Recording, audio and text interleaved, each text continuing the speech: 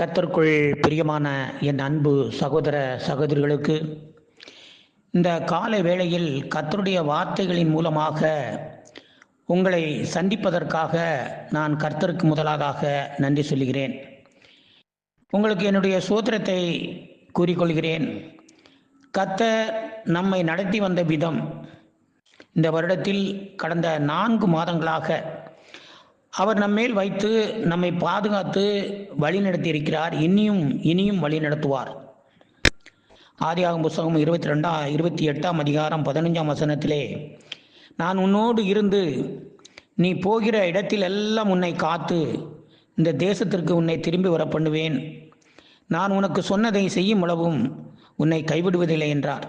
இந்த வார்த்தை கர்த்தர் யாக்கோபுக்கு கொடுக்கிறார்.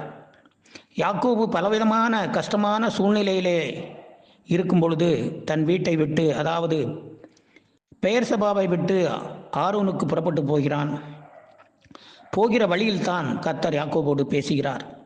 நீ போகிற இடத்தில் எல்லாம் உன்னை காப்பேன் என்றும் உன்னோடு இருந்து உன்னை கைவிட மாட்டேன் என்றும் சொல்கிறார். அதுபோல கர்த்தர் இந்த நாளிலும் கூட நம்மை கைவிடாதிருக்கிற தேவனாக இருக்கிறார். நீ போகிற இடத்தில் எல்லாம் கர்த்தர் உன்னை பாதுகாப்பார், வழி நடத்துவார். நீங்கள் என்ன வேலை செய்தாலும் அதில் உயர்வை காண்பீர்கள். உங்களுக்கும் உங்கள் பிள்ளைகளுக்கும் கர்த்தர் பாதுகாப்பை கொடுப்பார். வேலையின் நிமித்தம் நீ சொந்த வீட்டை விட்டோ உற்றார் உறவினர்களை விட்டோ நீங்கள் எந்த ஊருக்கு போனாலும் சுகபத்திரமாக மறுபடியுமாக திரும்பி வர பண்ணுவார்.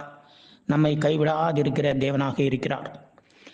எபிரேயரின் புத்தகத்திலே 10ஆம் அதிகாரம் 32, 33 வசனத்தை நீங்கள் படிப்பீர்களானால், முந்தின நாட்களை நினைத்து கொள்ளுங்கள்.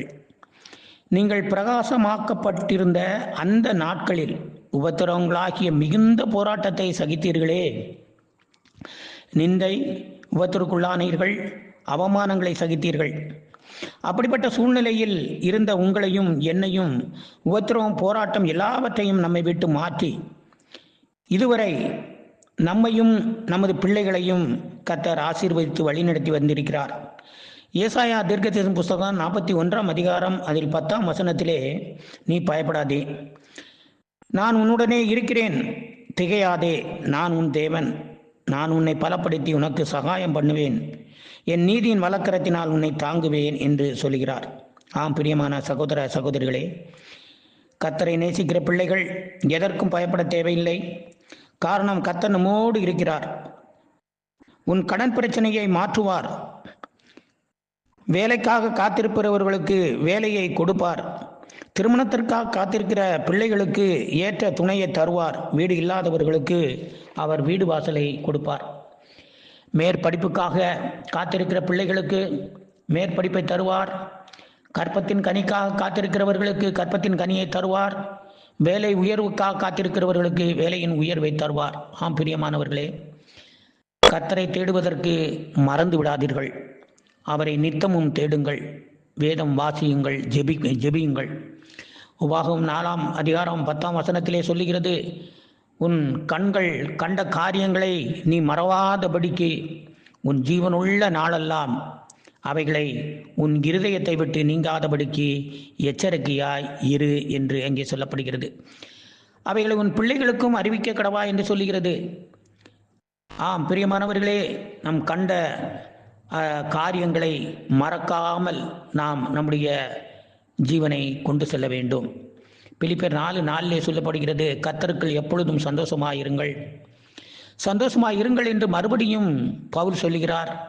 6ஆம் வசனத்திலே, நீங்கள் ஒன்றுக்கும் கவலைப்பட வேண்டாம், எல்லாவற்றையும் குறித்து உங்கள் விண்ணப்பங்களையும் சோதரத்தோடு கூடிய ஜெபத்தினாலும் வேண்டுதலினாலும் தேவனுக்கு தெரியப்படுத்துங்கள். 7வது வசனம் அங்கே சொல்லப்படுகிறது, அப்பொழுது எல்லா புத்திக்கும் மேலான தேவ சமாதானம் உங்கள் இருதயங்களை காத்துக்கொள்ளும். எனக்கு பிரியமான சகோதர சகோதரிகளே, நாம் கவலை இல்லாமல் சமாதானமாக இருக்க வேண்டுமானால் தேவ சமாதானம் நம்மிடம் வேண்டும். அந்த தேவ சமாதானம் இருக்க நாம் தினமும் வேதத்தை வாசிக்க வேண்டும், ஜெபிக்க வேண்டும். கர்த்தர் உங்களோடு இருப்பாராக. ஆமென்.